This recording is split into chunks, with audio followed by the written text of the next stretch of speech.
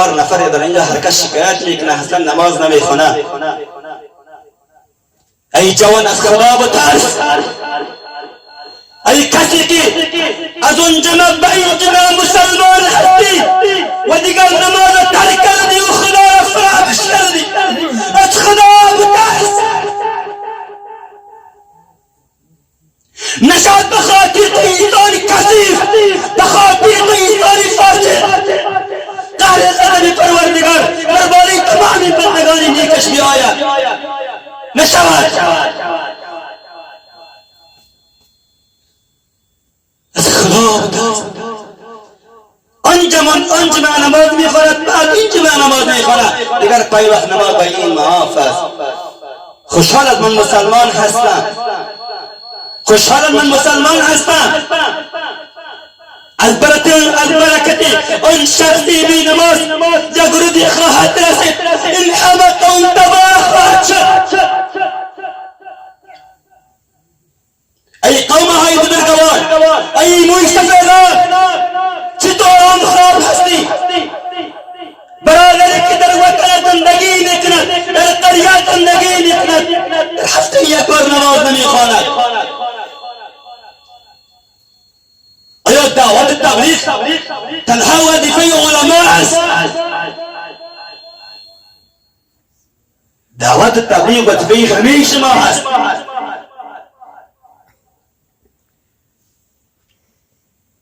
برو آن شخصی که نماز نمیخواند، یک مثل است، یک واده خوب که کلو گیره رخین میکنه، میگه دور از مسجد یک انسان بی نماز کل گیره تباه میکنه، کل گیره تباه میکنه، خرد و بزرگ تباه میکنه. شما مسئولیت دارید، در روز قیامت همه شما به نزد الله تبارک و تعالی جوابگو هستید. این یگانه که بیچاره و فقیر و نادار و ناتوان هستیم، یگانه رحمت الله بر باره من و شما نمیبارد. همیشه داد و فریاد میزنیم به خاطر امان جوانی است که از این هفته به آن هفته یک بار نماز میخواند، او هم روز جمعه بس خلاص دیگر نماز معاف است. اگر پرسان بکنی چرا نماز نمیخوانی، میگه من در خانه میخوانم. ای جوان، ای کسی که بهانه میکنی من در خانه نماز میخوانم، تو سن نیستی، مرد هستی. مردانگی خود را نشان بده. مسجد به خاطر مرد است، نه به خاطر تنهاست. آن کسی که در خانه خود نماز میخواند، آن نمازش بدون عذر دیگر قبول نیست.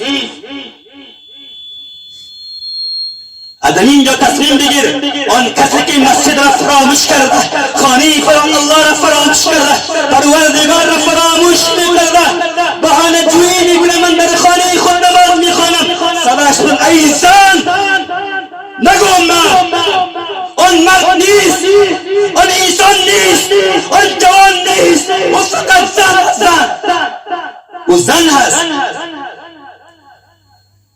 نماز را زنها در خانه میخواند. افتخار میکنی من جوانم، مسلمانم. به کل شما یگانه پیامم این هست، اگر من کشته شوم، هر کس به خاطر دعوت بر من دشمن میشود، و والله این جان فدای دین الله و رسول الله صلی الله علیه و سلم هست. من بعد پیامم برای شما این هست، هر جوانی که در نماز نمی آید، برو در خانهش 20 تا 30 تا موسیقی برو خبرش بگی که آن مریض است، یا مشکل دارد، یا قنقار است، یا دشمن دارد، مشکلش را حل بکن که بیاید در مسجد نماز بخواند. اگر واقعا نماز را خوش ندارد، از قریه با دل پستکش بکشم برو حج که میروه، در امون قومی که یهود و نصارا زندگی میروند میکنه، برو در امون زندگی میکنه. چی فرق دارد کافر و یهود و نصارا؟ فرق بین مسلمان و کافر چی است؟ فقط نماز است. انسانی که نماز نمیخواند و انسان کافر است. چگونه زندگی میکنی یک انسانی که یک کافری که در داخل قریه تو زندگی میکند، روزش خواهد رسید از خشم الله تبارک و تعالی به خاطر انجام برای تمام شما عزیزان می آید. من بعد من در محراب هستم، در تعقب هستم.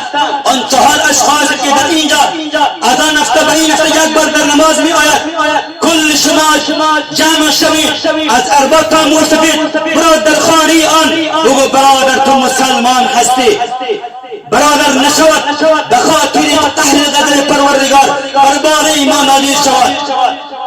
هر شب برو، یک شب نه، 2 شب نه، 3 شب نه. اگر بهانه میکنه من در خواب میبارم، من با 2 تا نفر موظف میکنیم برو در قتل باب بکنه بخیدن بیا و سمت نماز.